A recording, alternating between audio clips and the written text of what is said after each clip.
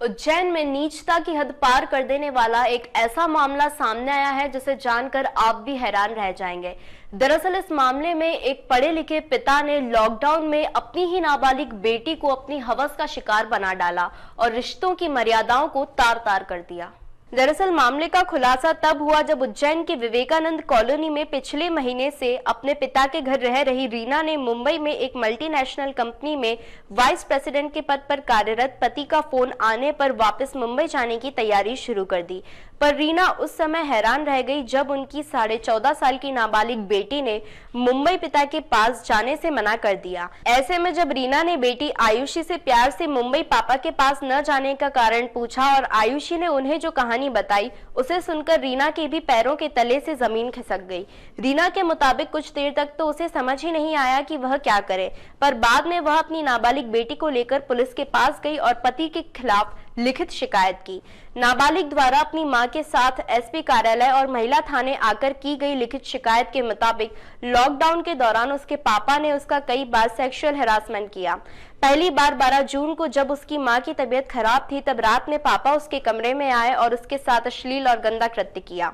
इस दौरान जब उसने विरोध की कोशिश की तो उन्होंने किचन का चाकू उसके गले पर रखकर जान से मारने और फ्लैट के नीचे फेंकने की धमकी दी, जिससे वह बुरी तरह डर गई। इसके बाद वह आए दिन 3 महीने तक उसके साथ इस तरह की हरकतें करते रहे। 17 सितंबर को वह उज्जैन से लेने गए नाना और मम्मी के साथ नाना के घर उज्जैन आ गई।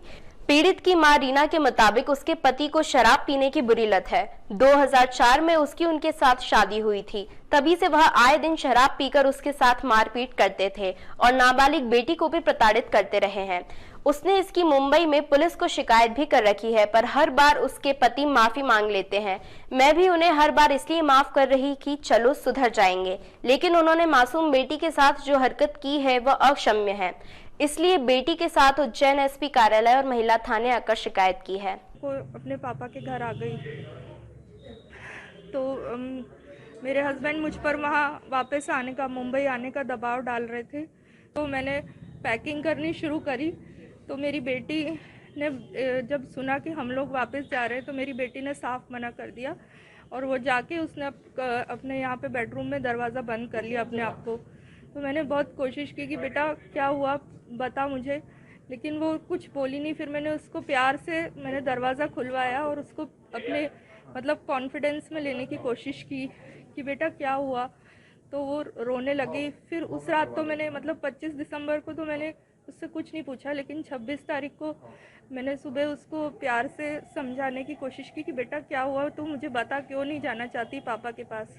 तो उसने मुझे बताया कि पापा उसके साथ बहुत गंदी हरकतें करते थे और उसको गलत जगह पर छूते थे और उसके साथ शारीरिक संबंध बनाने की कोशिश की।